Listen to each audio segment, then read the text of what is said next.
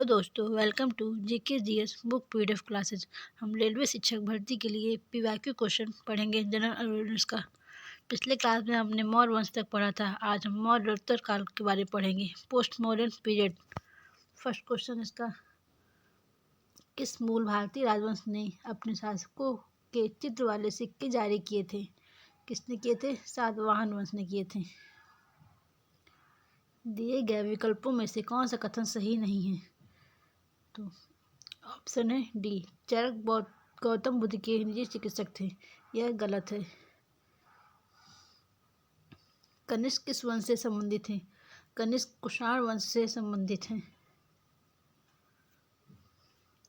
कनिष्क किस वंश का सम्राट था? कनिष्क कुषाण वंश का सम्राट था।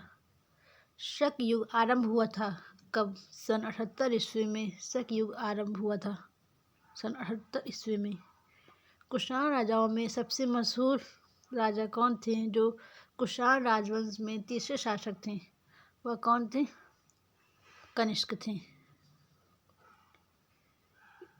ईसा पूर्व कितनी शताब्दी की शुरुआत में कुषाणों ने भारत की उत्तर पश्चिम सीमा पर अपना अधिकार स्थापित किया था? कौन सी शताब्दी में? पहली शताब्दी में कुषाणों ने अधिकार कर लिया था उत्तर पश्चिम सीमा पर, पहली शताब्दी में। उड़ीसा के उदयगिरि से हाथी गुम्फा शिलालेख कलिंग के राजा किसने लिखा था? यह खारवेल ने लिखा था। हाथी गुम्फा अभिलेख यह कहाँ है? उड़ीसा में स्थित है।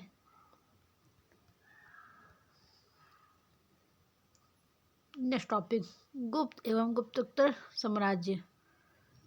प्रयाग प्रशस्ति, जिसे इलाहाबाद स्तंभ शिलालेख के रूप में भी जाना जाता है, हमें किसकी उपलब्धि के बारे में जानकारी प्रदान करता है? या समुद्रगुप्त के उपलब्धि के बारे में जानकारी प्रदान करता है इलाहाबाद स्तंभ। किसके बारे में? समुद्रगुप्त के बारे में, जिसे भारत का नेपोलियन कहा जाता था। हर्षवर्धन निम्नलिखित में से किस वंश से संबंधित थे? हर्षवर्धन पुष्यभूति वंश से संबंधित थे, जिसे वर्धन वंश भी कहा जाता है। रवि कीर्ति का ऐहोल शिलालेख पुलकेशिन द्वितीय की किस पर विजय के बारे में विस्तार में वर्णन करता है? किस पर? हर्षवर्धन पर। हर्षवर्धन पर किसने विजय प्राप्त की थी? पुलकेशिन द्वितीय ने। निम्न में से कौन हर्षवर्धन के शासनकाल में भारत आया था? हर्षवर्धन के शासनकाल में हिनसोंग भारत आया था।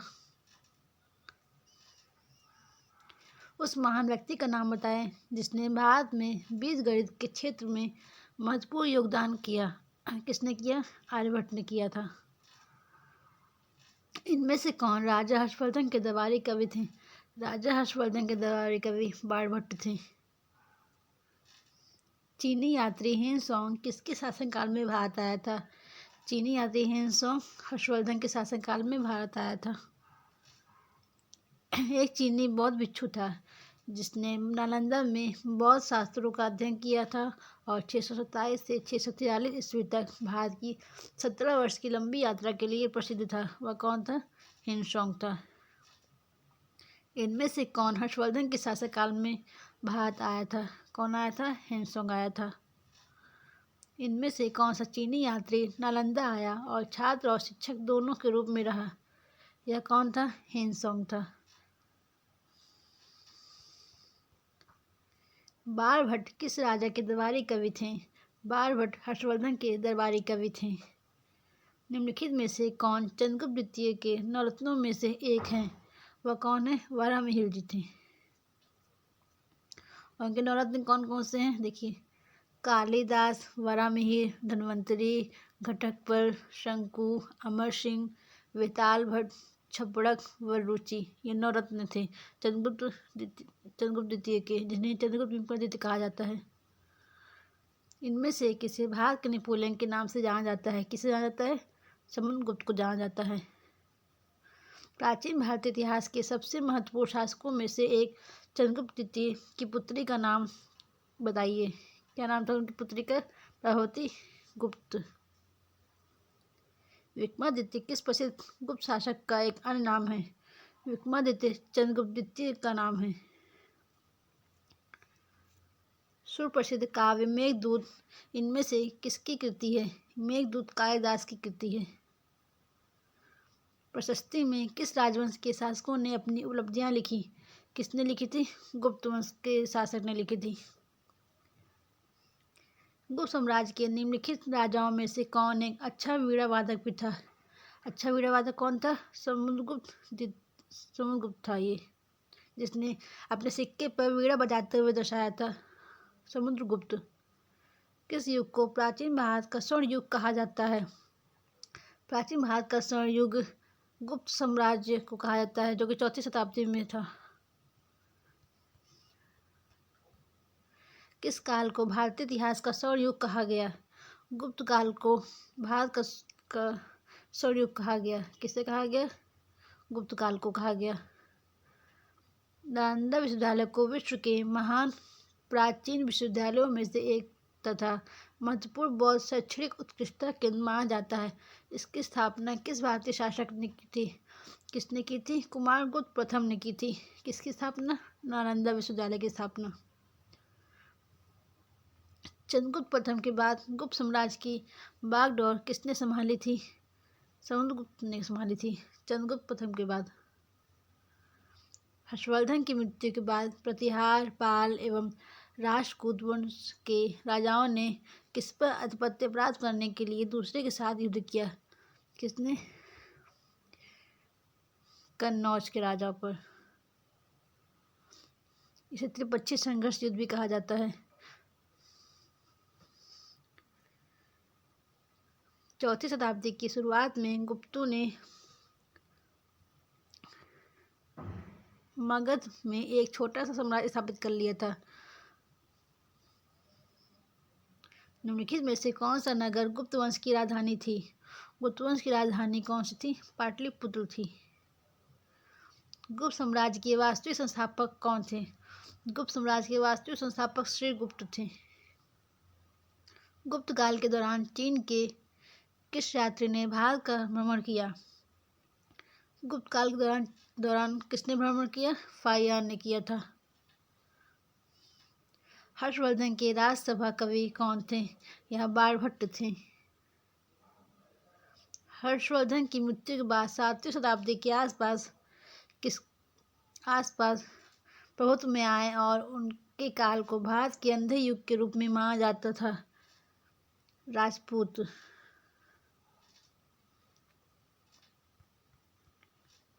चंद्रगुप्त द्वितीय ने गुप्त साम्राज्य का कौन सी ईस्वी में गुजरात तक विस्तार कर लिया था? कौन सी ईस्वी में?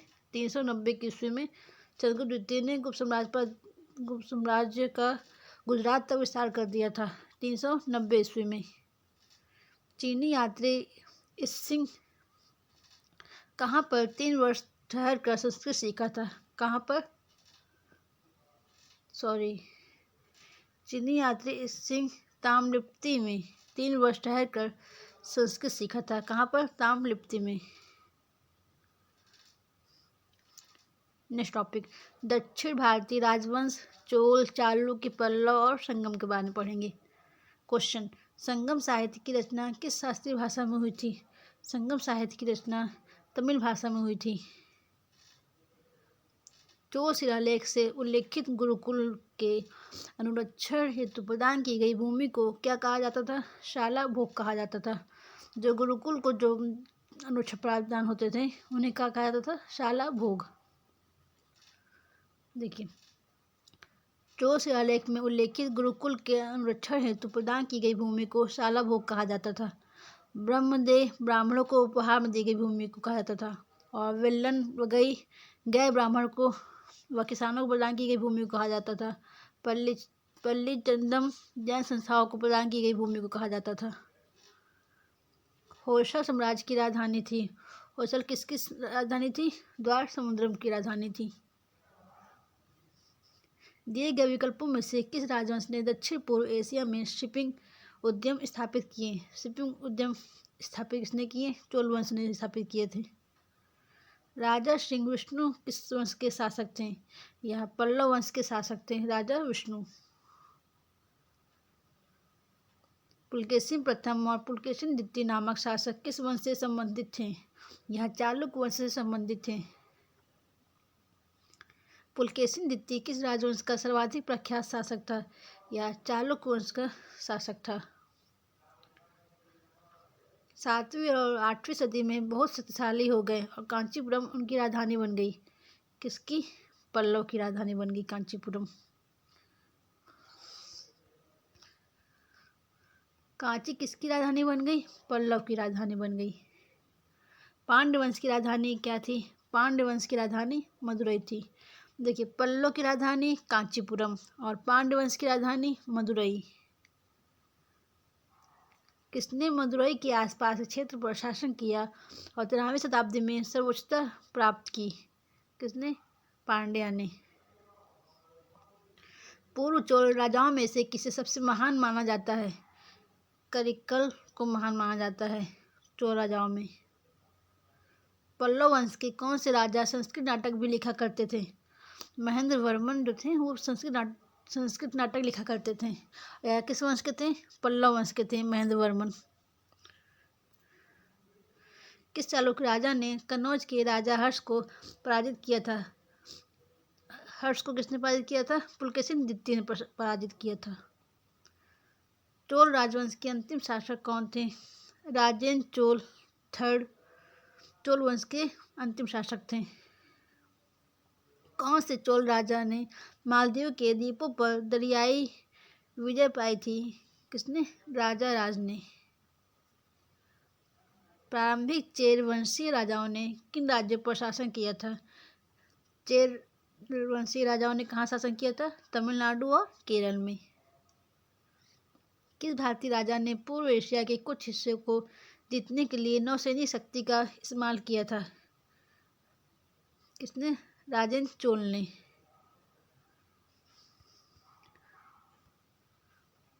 सीमावर्ती राजवंश 9वीं शताब्दी में स्थापित प्रसिद्ध विक्रमशिला विश्वविद्यालय की स्थापना किसने कराई थी?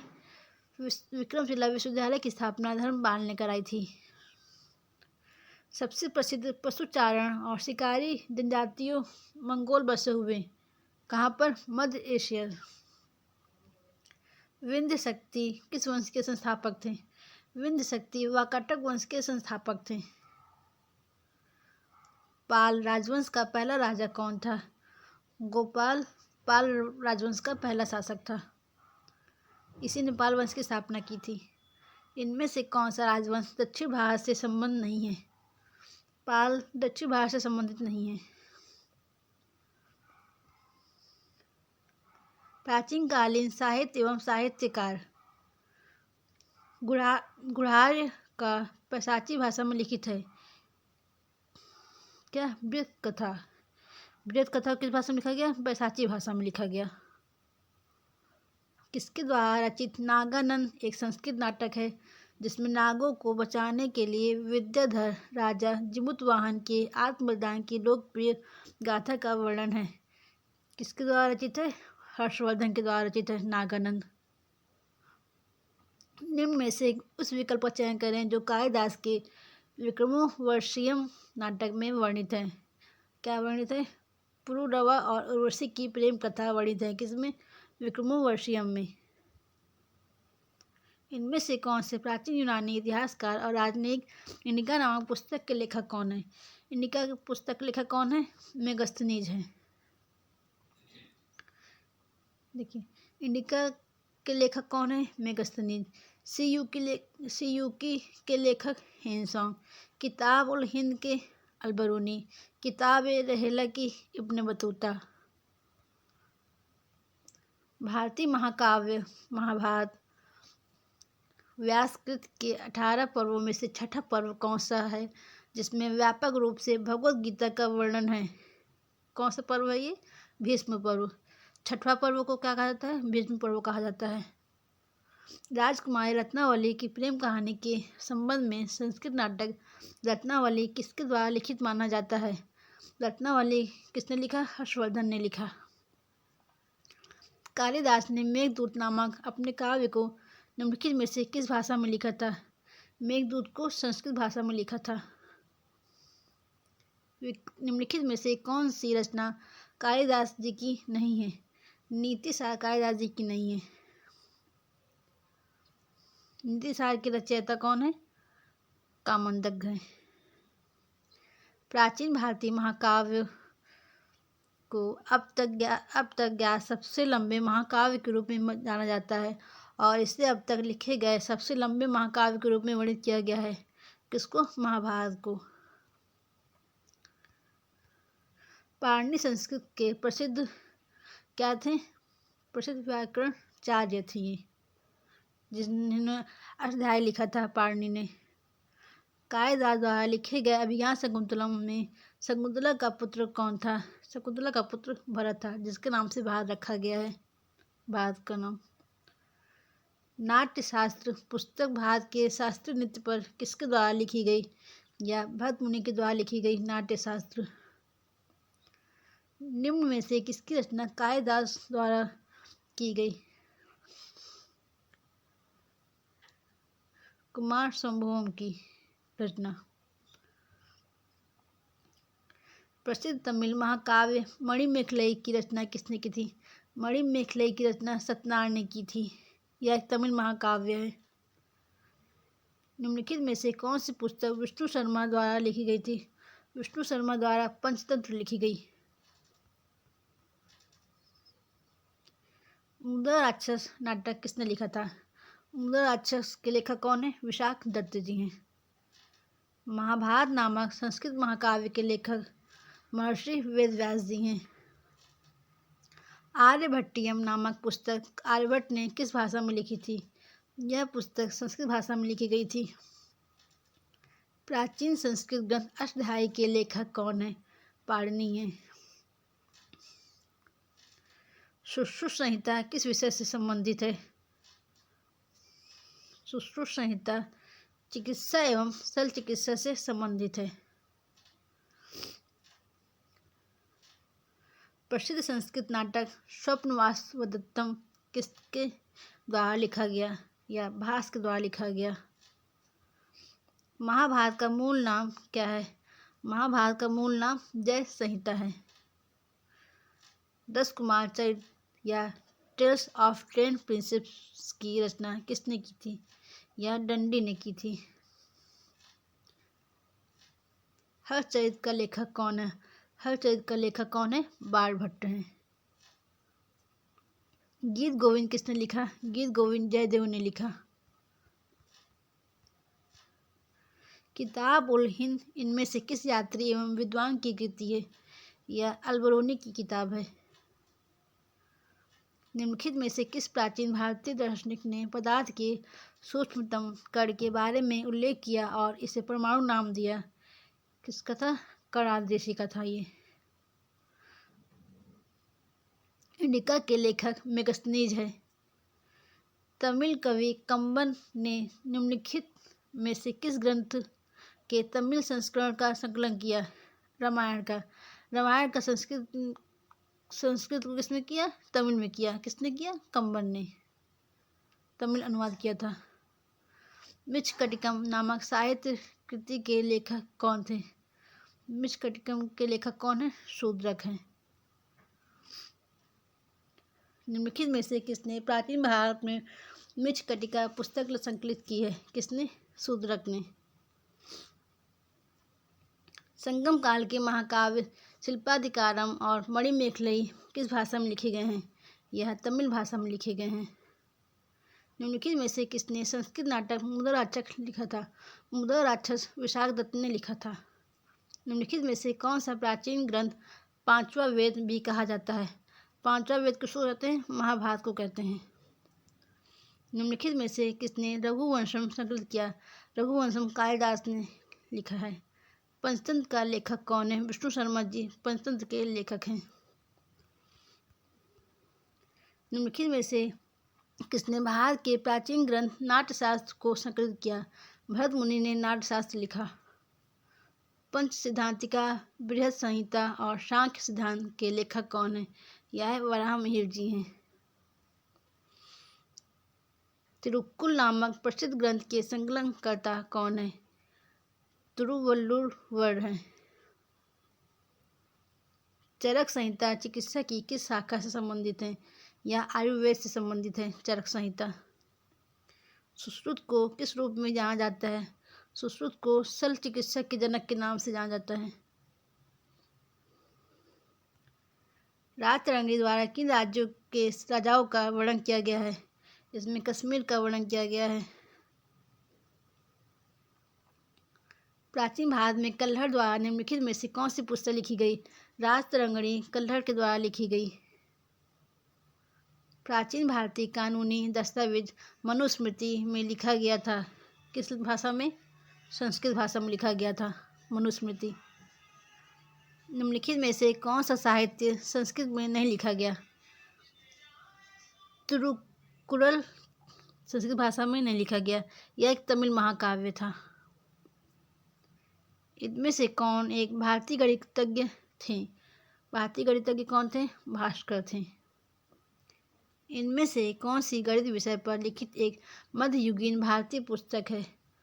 लीलावती क्या एक भारतीय पुस्तक है?